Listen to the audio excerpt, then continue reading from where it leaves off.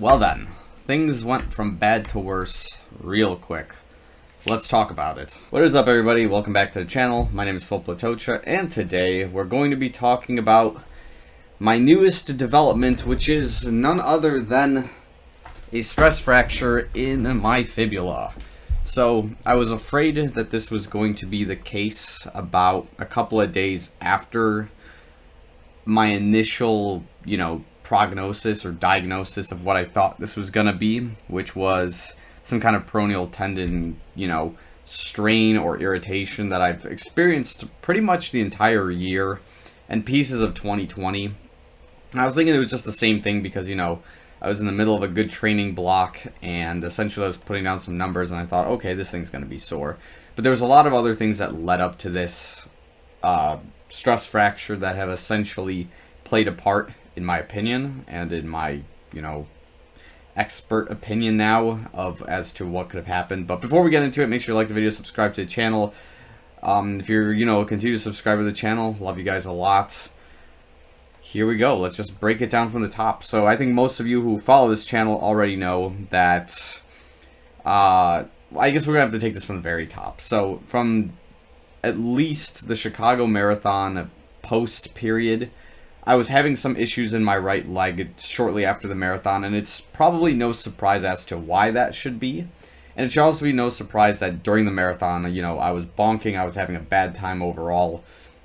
And with like dehydration and other things playing a part in the race going as badly as it did, at least in my case, they all rolled over. Like the muscles were weakened, the bones were definitely weakened from just, that constant impact from dehydration, from lack of nutrients.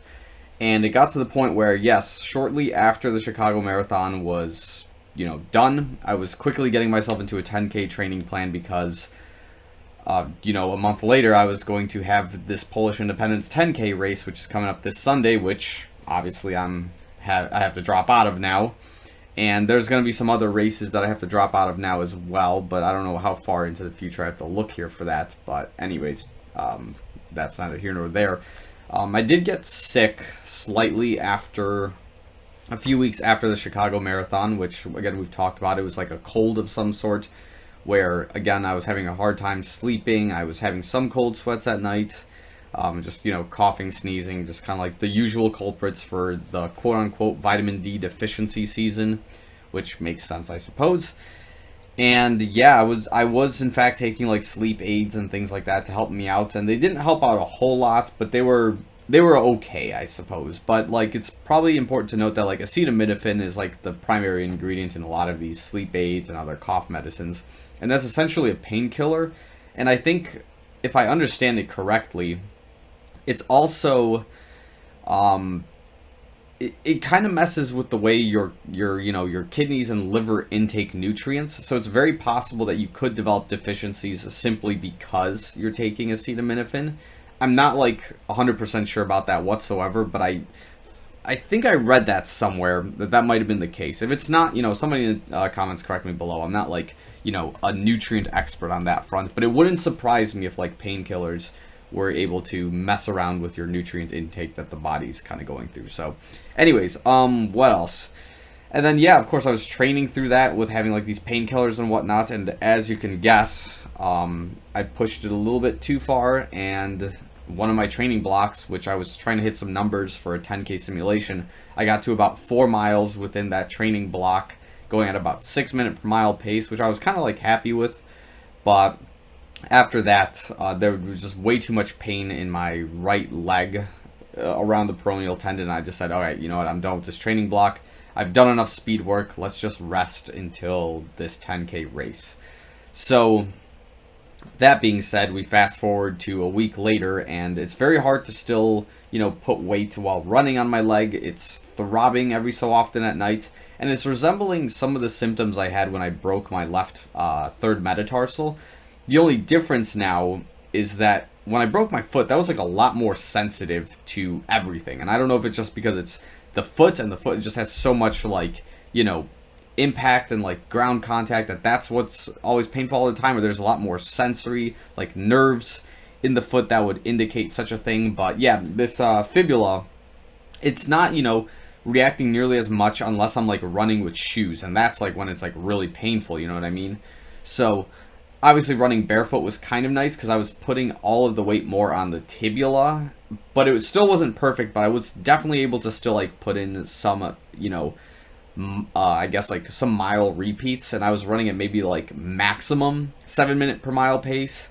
And even then, I was not happy with that. I'm like, dude, I can't even put any weight on this. Like, I'm not going to run this race barefoot because it's my only option. So I got to figure out what's going on here. Like, if it was the peroneal tendon only, like, I can manage it, you know, because I already have historically done so.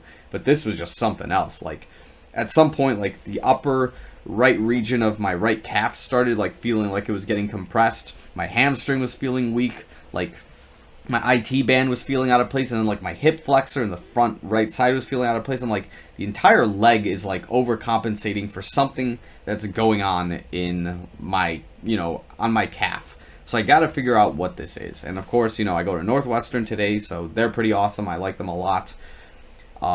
And yeah, after, a grueling 3-4 hours of being at the office because of like their weight line and all that, they came back and said that I had a stress fracture on the tibia. Or tibia, no. I had a stress fracture on the fibula. That's the little support bone on the exterior side of your leg, on both sides respectively. And, they said it was a really small one, but, like, that's still significant enough where the body's going to be like, oh, man, we got to repair this. Let's go. So, that's kind of what we're dealing with now. And I'm just basically assessing some of the options I have for training and whatnot. But for the most part, running is definitely out of the picture here. If I continue having this cast on my leg, which this one's a temporary one, by the way, if this has to stay on my leg for like the next month, not only am I going to be really angry that I can't run or like take a good shower, but I'm also going to be really angry that I can't swim. At least there's light, I guess, in 2 areas of training, which is one, I can still lift weights for my upper body overall, which I took very seriously today. I was like lifting for about an hour, just working on some shoulders, arms, things like that. And like I feel good doing that, but I still need to stimulate some kind of blood flow just to start speeding up the recovery. But I have to avoid putting too much weight on the leg and like doing leg stuff while this, bone is broken. And the second thing, of course, is I can still bike. That I definitely was able to do yesterday without any sort of pain, as long as I got off the bike and didn't like land on my right foot, because then we would have some problems. And again, that I think to me is going to be the only way I'm going to be able to keep my cardiovascular base this winter off season. Yes, so I'm no longer calling it, my like fall winter training season. It's officially forced off season, because what else am I going to do, right? Can't train, I can't race.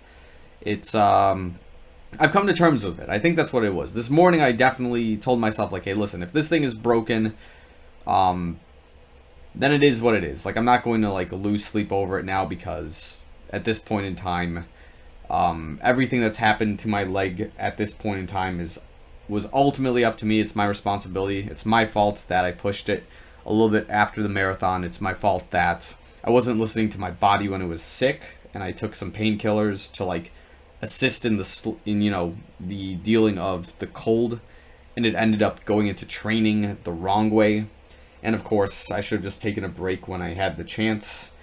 And now my body's like, all right, if you're not going to take a break, then we're going to break. And well, here we are, So I'm not in bad spirits right now over it. Like, because like I said, I'm kind of just like, I've accepted the fact that this is what it is.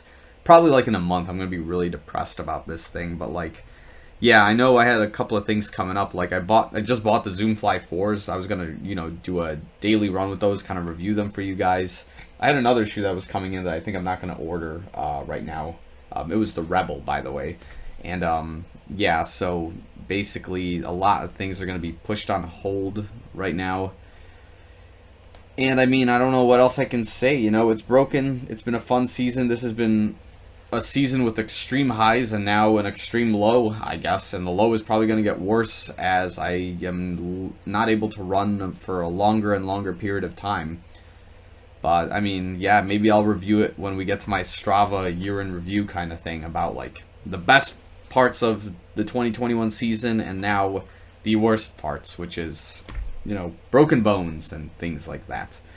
So, I think the only thing that's going to probably happen now is just, you know, a road to recovery kind of series. If you guys are interested in that, I don't know. Otherwise, like, I can't think of what else I could do on this channel from a fitness perspective or from like a running shoe or just shoe perspective that you guys would enjoy.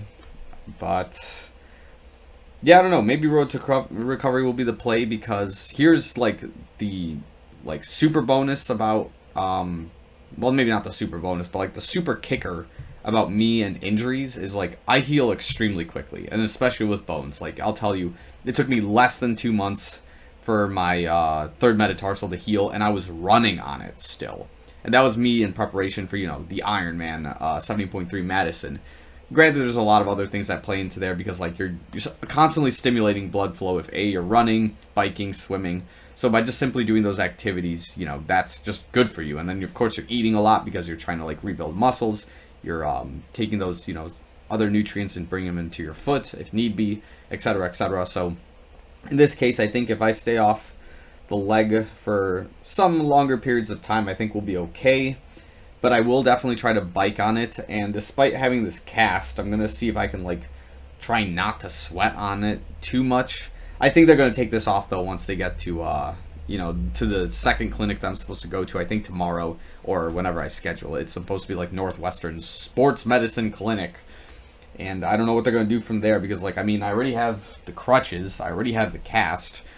If anything, if we go to sports clinic and they take off this cast and I like plead with them not to give me any sort of like other cast, and I can just like, you know, they can trust me to like use the crutches normally without putting any pressure on this, so I can like still wear normal clothes, that would be like a godsend if I can do that. But I can't have this giant ass cast and just like, you know, lump around with it, because they're just telling me, oh yeah, we need to mobilize. And I'm like, yeah, I can do that myself with like, just by sitting in this chair and just using those crutches. So I think that's where we're going to leave off now. But yeah, this is day 7, I think, of breaking my fibula. And yeah, this is just day 7. It took 7 days for me to realize that it was broken. Let's put it that way. So we're going to probably keep a log on this kind of thing and how quickly I'm recovering, my methods for recovery, if you guys are interested in that. I may just do it just because. So if I ever think about why I hate running, I'm going to play this video and talk about why I miss running so much. So yeah, I think that's where we're going to leave off for now. So it is what it is, guys. I mean, I tried to have the best training block and the best season of my life, but you know, ish happens, I guess. So yeah, I don't know. I don't have anything else much to say. It's just like, it's day 7 of recovery. Here we go, I guess. So thanks for watching this video, and you'll probably see a little bit more stuff soon. And if you see nothing, just assume that the recovery is going better than usual, I hope. So we'll see you guys in the next one.